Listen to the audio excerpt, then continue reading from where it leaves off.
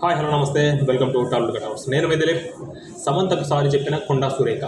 అసలు సమంతకు సారీ చెప్పడం అంటే ఒక్క నిమిషం ఆ మ్యాటర్ గురించి మనం తెలుసుకుందాం. రాజకీయాలు అన్నప్పుడు రాజకీయాలే మాట్లాడాలి, ఎవరో వ్యక్తిగత విషయాలు తీయకూడదు. రాజకీయంగా ఒకరిని ఎదిరేయాలంటే ఎదిరియాలి. కేటీఆర్ని ఎదిరేయాలంటే కేటీఆర్ మాత్రమే తిట్టాలి, నువ్వు కేటీఆర్ మాత్రమే ఎదిరియాలి. కేటీఆర్ని అడ్డం పెట్టుకొని ఎవరినో నువ్వు మాట్లాడమేంది? కొండ సురేఖ అన్న మాటలు ఏంటంటే, సమంత నా చైతన్య విడిపోవడానికి కారణం కేటీఆరే, సమంత నాతో రావాలి, పచ్చిగా మాట్లాడింది ఆమె నిన్న. సమంత నా దగ్గరికి వస్తే నేను నీ యొక్క ఎన్ కన్వెన్షన్ మొన్న రేవంత్ రెడ్డి కూలగొట్టింది కదా, ఆ ఎన్ కన్వెన్షన్ కూలగొట్టొద్దంటే సమంత నా దగ్గర రావాలని చెప్పి కేటీఆర్ డిమాండ్ చేసినాడు. ఎవరి దగ్గర? నాగార్జున దగ్గర. నాగార్జున నాగ చైతన్య ఇద్దరుండి నా సమంతని నువ్వు కేటీఆర్ దగ్గర పోవాలమ్మా అని చెప్పారంట. సారీ నేను వెళ్ళను అని సమంత చెప్పిందంట. అయితే వెళ్ళకపోతే నీకు విడాకులు ఇస్తా అని చెప్పి నాగ చైతన్య చెప్పిందంట. ఇదంతా తన అల్లుని కథ.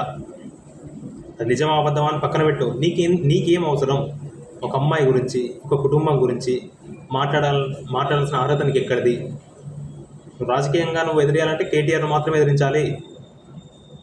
కేటీఆర్ని నువ్వు ఎన్నైనా తిట్టు, ఎన్నైనా మాట్లాడుకో. నువ్వు వారి కుటుంబం తీయడమే ఎక్కువ అంటే నువ్వు ఇంకొకరి కుటుంబం లాగదీసి అసలు ఏంటి? అది చిన్న విషయమా?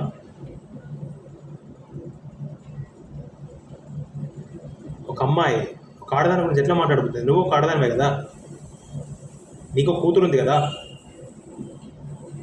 ఆయంత విలువ లేకుండా రాజకీయాలు దేనికి? ఈ వాక్యాలపై సినీ పరిశ్రమ బగ్గుమంది. చిరంజీవి, నాని, నాగార్జున, నాగ చైతన్య, సమంత, ఎన్టీఆర్ ఇలా పలువురు స్పందించారు.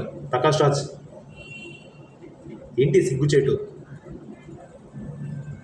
మెగాస్టార్ అన్నారు, మన మైలేజ్ పెంచుకోవడం కోసం సినిమా ఇండస్ట్రీ వాళ్ళను వాడుకోవద్దు, ఏంటి సిగ్గుచేటు అని చెప్పి. నువ్వు ఖచ్చితంగా సారీ చెప్పాల్సిందే అని చెప్పి అన్నారు. మాటలు ఉపసంహరించుకోవాలని చెప్పి నాగార్జున గారు అన్నారు. ఎంత దిగజారిపోయారని చెప్పి నాని అన్నారు. అసలు ఏంటి ఇంత ఫారెస్ట్గా ఏంటి?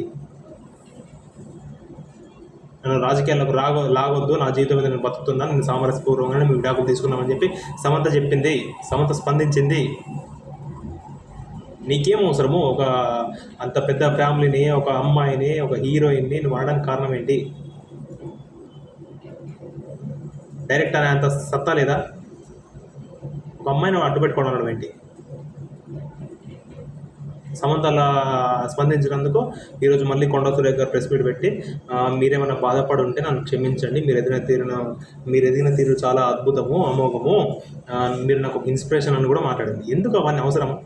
నిన్న తిట్టడం ఏంది, ఈరోజు పోవడం ఏంటి? దేనికి?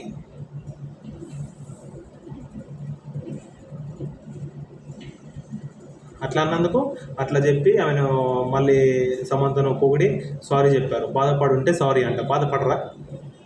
మీరే బాధపడరా? మిమ్మల్ని ఒక వ్యక్తి అంటే సినిమా ఇండస్ట్రీ అంటే అంత చిన్న చులకన మీకు? ఖచ్చితంగా మెగాస్టార్ అన్నట్టు సినిమా వాళ్ళని వాడుకుంటే మన మైలేజ్ పెరుగుతుందని చెప్పే కదా ఇలాంటి మాటలన్నీ వాడేది. పీసీసీ స్పందించి కొండ సురేఖకు ఎవరు మహేష్ కుమార్ గౌడ్ ఫోన్ చేసి చెప్తే మాటలు ఉపసంహరించుకుందంటే కొండ సురేఖ గారు. అది తప్పు కదా. నేను కోర్టులో తెచ్చుకుంటా అని చెప్పి నాగార్జున గారు అన్నారు. ఇది అసలు మ్యాటరు. కొండ సురేఖ సమంతకు సారీ చెప్పడం ఏంటి, తను ఏమన్నది, కేటీఆర్ ఎలా స్పందించిందో అనేది మ్యాటరు. ప్లీజ్ దయచేసి ఇప్పటికైనా కూడా సినిమా ఇండస్ట్రీ వాళ్ళని కూడా ఎలాంటి వాళ్ళని కూడా రాజకీయాల్లోకి అట్లా అనవసరంగా లాగొద్దు. నువ్వు డైరెక్ట్ ఫైట్ చేయాలి ఎవరితోడైనా చెప్పి, అది ఎవరైనా కానీ. అనవసరంగా ఒక ఫ్యామిలీని లాగి వాళ్ళ ఒక ఇజ్జత్ని తక్కువ చేయడం ఏంటి? వాళ్ళ పరువు తీయడం నువ్వెవరు? అది ఎవరైనా కానీ.